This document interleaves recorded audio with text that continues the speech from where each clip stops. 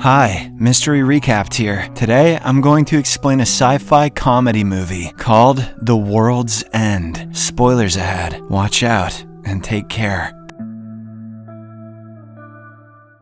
The movie begins with our protagonist, Gary King, narrating the events of June 22nd, 1990. It was the last day of high school, so Gary and his friends were thrilled. His gang consisted of Oliver, the funniest of the group, Peter, the youngest, Steven, who was good at flirting with girls, and Andy, who was Gary's closest friend. They all lived in a small town called Newton Haven and had been close friends since childhood. To celebrate their high school graduation, the gang decided to take on a challenge called the Golden Mile. They decided to drink a beer at each of the town's 12 pubs, with the World's End being their final stop. Thus, the boys embarked on their adventure and had a great time. They lost Oliver midway, but the rest of the group continued. At the next pub, they ran into Oliver's sister Sam, on whom the other boys had a huge crush. Gary then took her to the handicapped bathroom, where they became intimate, but he soon abandoned her. At the 9th pub, the gang got into a fight with other patrons and were too drunk to continue. They ended up injured and vomiting, so they missed the last 3 pubs and watched a shooting star from a hilltop. The scene then cuts to 20 years later, when Gary recounts this story in a group session at an alcohol rehab center. He describes it as the best day of his life, and a teenager in the group asks why they didn't visit the last 3 pubs. Hearing this question, Gary falls into deep thought before a sly smile spreads across his face. In the next scene, Gary decides to reconnect with his old friends and take on the Golden Mile challenge again. First, he meets Peter, who manages his father's luxury car dealership, and then Steven, who is a construction manager. Then he goes to see Oliver, who has become a real estate agent. Everyone is reluctant to come because they know Andy won't show up at any cost since he has a beef with Gary. However, our protagonist assures them that Andy will definitely be there, prompting them to finally agree. Afterward, he goes to meet Andy, who is now working as a corporate lawyer. However, the latter doesn't seem pleased to see his old friend after such a long time. It turns out that in 1997, Gary overdosed, and Andy was forced to drive him to the hospital while heavily intoxicated. He ended up crashing his car and nearly severed his femoral artery. Gary then abandoned his friend, who was arrested alone after a 12-hour life-saving surgery. Following this event, Andy cut off contact with him and vowed to give up alcohol. In the present, Gary invites Andy to join them on their trip, but as expected, the latter declines. Gary respects his decision, but before leaving, he gives Andy the $600 he owes him. He also reveals that his mother recently passed away due to cancer, and that he has been going through a very difficult time. Hearing this, Andy feels bad for his former best friend and expresses his condolences. The next day, Oliver, Peter, and Steven arrive at the train station and find Andy already waiting there. The group is over the moon as they are seeing each other after a long time. Shortly after, Gary appears in his old car from high school, and they all head towards the town they haven't been to in 20 years. Upon their arrival, they check into a hotel, but quickly head out to begin their adventure. Next, the group arrives at their first pub, but the bartender doesn't recognize them at all, which surprises them. They also notice that the patrons and passersby have cold expressions on their faces. Gary then orders 5 glasses of beer, but Andy refuses to drink, claiming he has been sober since 1997. He requests a glass of water instead, which annoys Gary. Following that, they proceed to the next pub and discover that it is an exact replica of the previous one, which wasn't the case before. This bartender also fails to recognize them, which confuses the group. While they're drinking, Oliver receives a call from his sister Sam, who is in Newton Haven visiting her friends. When Steven and Gary learn of this, they begin to argue over who gets a chance to date her. It is then revealed that Steven is still upset with Gary for sleeping with her 20 years ago. Not long after, Sam shows up and everyone is captivated by how pretty she still is. She briefly speaks with them and then excuses herself to go to the bathroom. However, Gary interprets this as a hint and follows her there. He tries to make a move on her, but she slaps his shit and kicks him out. Following this, the group visits the 3rd pub where they meet an old man named Basil. Turns out the guy used to talk about UFOs, lizards, and other mysteries. Gary proceeds to strike up a conversation with him, but the old man doesn't even acknowledge him. Confused, Gary tries to order drinks, but the bartender informs him that they're banned from this pub due to their time in the 90s. This forces the group to leave immediately, though Gary still manages to chuck a few drinks. In the next scene, they arrive at the 4th bar and begin drinking again. Moments later, Peter comes across a man named Shane, who turns out to be a school bully, but Shane doesn't even recognize him, despite having tormented him for years. This disturbs Peter, and he starts venting his frustration, but Gary doesn't seem to care and tries to divert the conversation. Seeing this, the group gets angry and says they're going back to the hotel. An annoyed Gary then heads to the restroom, but he forgets his phone on the table and gets a call from his mother, the one he claimed to be dead. In the bathroom, Gary tries to strike up a conversation with a teenager who completely ignores him. To be fair, it's pretty sus behavior from Gary, but it irritates Gary, so he puts his hand on the teenager, which is even worse, and quickly leads to a fight. The teen proves to be highly skilled, but Gary manages to throw him against the urinal, causing his head to explode. However, he notices that the boy is not human, as he's composed of blue liquid and mechanical parts. At this moment, Gary's friends also arrive and accuse him of lying about his mother's death. They are also horrified to see the decapitated teen, whose robotic body continues to move. Soon, more teens show up, and the men get into a brutal fight with them. After eliminating all the teens, Gary's group heads outside and tries to act normal. They then assume that the reason people didn't recognize them was because they have been replaced by strange robots, which they decide to call blanks. Regardless, the group decides to continue their pub crawl so as not to raise any suspicion. This situation stresses Andy out so much that he eventually joins his friends in drinking. In their next pub, Gary notices a man named Reverend Green, who used to sell him marijuana in high school. He quickly approaches him to request more weed. Unfortunately, the Reverend recognizes him. Gary realizes that he's human and asks what's happening in this town, but Reverend Green seems visibly nervous and says it's best if he doesn't know. Not taking no for an answer, Gary and his friends offer to help him leave town first thing in the morning, but the Reverend refuses. He then gets a call from his supervisor and anxiously leaves the pub. At this moment, Oliver, who had been in the bathroom, returns and asks what he missed. In another pub, the group notices Sam with her childhood friends who are twins. A worried Gary follows her to the bathroom to inform her about what he knows. However, Sam misunderstands his intentions and slaps him again before heading outside. She then meets her twin friends and tells them how strange Gary was acting, talking about robots and aliens. Hearing this, the twins try to attack her, but Gary appears in the nick of time and deals with them, proving that he was telling the truth. Just then, a drunk Steven appears and confesses his feelings for Sam, claiming that he has always loved her, but she chose the womanizer. This shocks Sam, but she reassures him that there's nothing going on between her and Gary. In the next scene, the gang enters another bar where a party is in full swing. They see a few attractive women dancing on stage and eagerly join in. Meanwhile, Basil pulls Steven into a storage room and explains what is going on in Newton Haven. He reveals that the shooting star they saw in 1990 was actually an alien group known as the Network, which burrowed underground and began planning to take over the town. Basil explains that the aliens eventually began abducting humans and replacing them with overly docile replicas. These copies are created using the original's DNA, which they obtain from kisses, personal items, and even saliva left on the edge of a glass. Upon hearing this, Steven panics and rushes to save his friends, who are drunk and making out with the blanks on stage. With Sam's help, he drags everyone outside and explains what Basil told him. He suggests they should end their adventure and head home immediately, but Gary vehemently refuses, and Oliver supports him as well. In the end, they head to another bar where their old Professor Shepard has been waiting for them with beer. He tries to convince them that the network is actually beneficial and invites them to join. Oliver believes him and starts praising the professor's intelligence, but Andy is having none of this anymore. He impulsively smashes Oliver's head, and to everyone's shock, the same blue liquid and mechanical parts appear. It is then revealed that Oliver was attacked and turned into a blank when he went to the bathroom earlier. The other blanks soon retaliate by launching an attack on Gary and his friends. The group fights back and destroys some of them, but to their dismay, the blanks have the ability to repair themselves. Realizing that they can't win, Gary takes Sam away and flees. Shortly after, they manage to get to her car, which they can use to escape the city. Sam asks him to come as well, but Gary refuses, as he can't abandon his friends. He then goes to hide in a smokehouse, where he meets Peter, Andy, and Steven, who have managed to escape the bar alive. Following this, the gang decides to flee town, but as they sneak through a park, Peter is unexpectedly approached by his former bully Shane. The man apologizes for his actions and claims he recognized Peter earlier, but was too scared to apologize. However, out of frustration, Peter immediately attacks Shane and begins to beat him mercilessly. He soon discovers that Shane is a blank, but still doesn't regret his actions actions. Moments later, though, a few more blanks appear and surround Peter, who is then transformed into one, while his friends watch in horror. Next, the remaining three continue their journey and soon realize they must pass through pub number 10 to find Gary's car. When they arrive, Gary drinks another pint, but Andy tells him it's time to go home. However, Gary hands over his car keys to his friend and flees. Andy also follows him while Steven uses the opportunity to get his car. After fighting several blanks on the way, Gary soon arrives at the 11th pub and pours himself a pint. Andy catches up with him, and Steven also crashes the car through the wall and tells him to get in. However, Gary chooses to proceed to the next bar, forcing Andy to continue pursuing him. Meanwhile, Steven, who is still inside the car, is quickly surrounded by the blanks and attacked. Soon, Gary enters the final bar, The World's End, and notices a glass of beer on the table. However, before he can drink it, Andy knocks it from his grasp, resulting in a battle. During their fight, Andy takes off Gary's jacket and sees a wristband on his hand, implying that he came from a hospital. When asked about it, Gary reveals how much of a failure he feels like, and that his life has never improved since the night they first attempted the Golden Mile. He tells Andy that he's not like him, with a perfect job, perfect house, and a perfect wife, but the latter reveals that his wife has left him, and that he's trying to win her back. Andy then begs him not to continue with his obsession, but Gary ignores him and attempts to fill a glass with beer. However, the tap activates a secret entrance and soon transports them to an underground room. There, the two are surrounded by blanks and confronted by the network, which explains that the town of Newton Haven is just one of thousands of access points the aliens have throughout the world. Their objective is to make humans more civilized and reach a level of development that allows them to interact with the rest of the galactic community. The entity then offers Gary the chance to join them and attain eternal youth. It also sends Gary's younger version to manipulate him. However, he snaps the neck of his younger self and argues that human beings should be free and not controlled by the entity's desires. At this moment, they are joined by Steve, who turns out to be still alive. The drunken trio then continues to denounce the network's tyranny, insisting that humanity should be left to its own fate. Exhausted from the relentless argument with them, the network finally just kind of agrees to abandon the invasion and decides to retreat from Earth. "Really?" says Gary. "Yeah,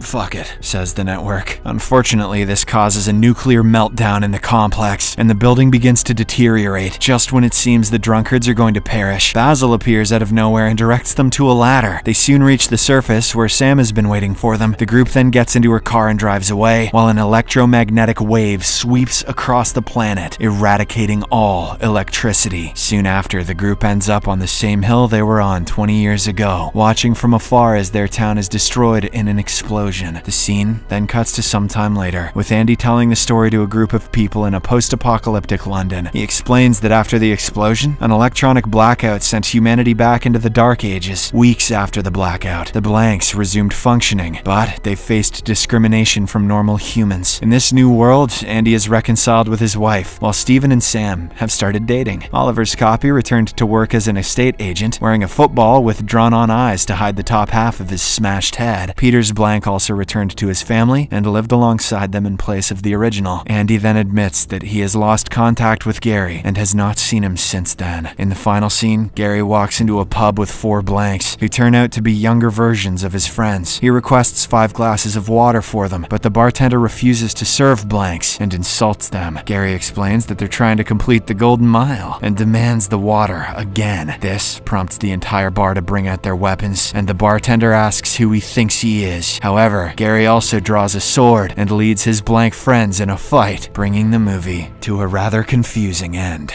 Subscribe for more videos like this, turn on notifications, and leave a like to help the channel out. Thank you for watching.